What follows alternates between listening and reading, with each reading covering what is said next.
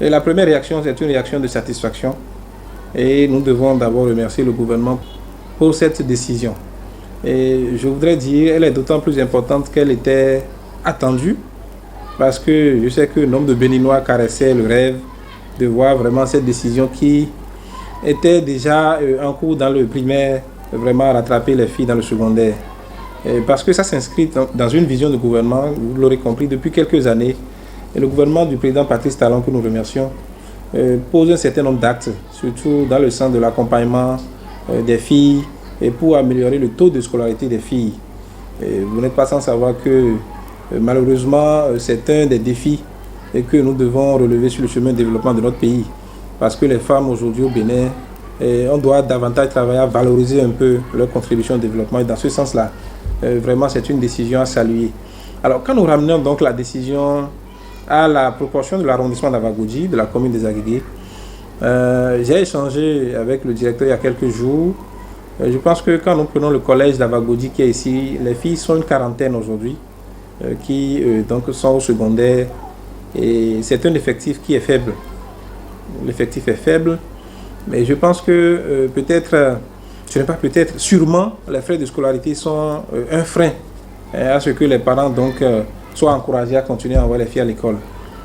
Donc cette décision, nous l'espérons et nous le croyons fermement, viendra booster un peu l'effectif des filles au niveau du collège d'Avagodji. Je ne vous cache pas que dès notre prise de fonction, nous également, nous étions vraiment très sensibilisés sur la question de la scolarisation des filles. Et nous travaillons régulièrement avec le directeur pour encourager les parents, sensibiliser à travers donc, le bureau APE, sensibiliser les parents pour vraiment ne pas court-circuiter les filles après le CEP. Parce que vous savez, nous sommes dans une région rurale et donc l'intérêt de la scolarisation des filles n'est pas très bien perçu par tous les parents.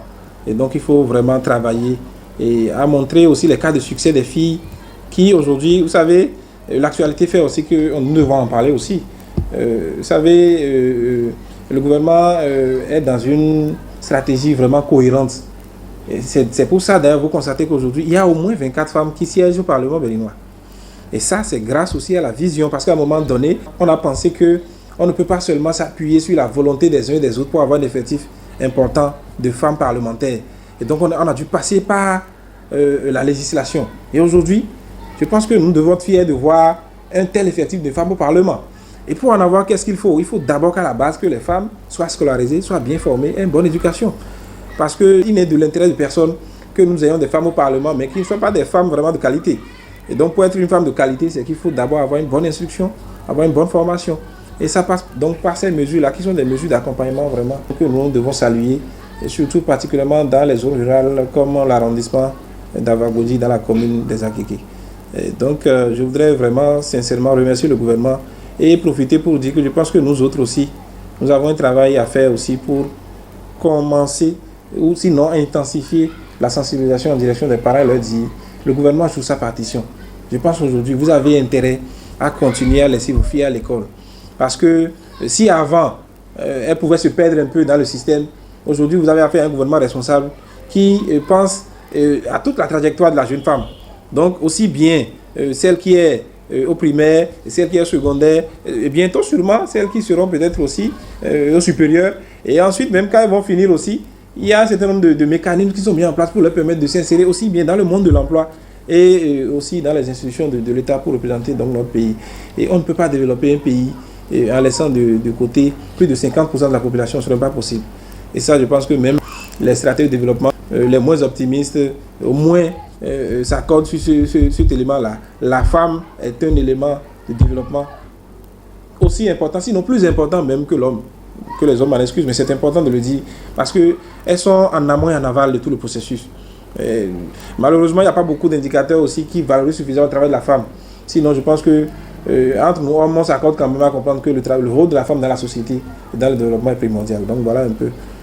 Nous remercions et saluons le gouvernement pour les efforts qui seront faits parce que quand on dit suppression de frais, qu'est-ce que ça signifie? Ça signifie qu'il y a une subvention. Ça signifie que le gouvernement met davantage d'argent dans le système. Et donc ça... Et en même temps aussi, ça appelle la conscience citoyenne de chacun de nous pour continuer à comprendre que à chaque fois que le Béninois met 5 francs quelque part dans une taxe, dans un impôt, indirectement s'est reconverti pour vraiment que des politiques comme ça soient développées au profit donc, du développement du Bénin.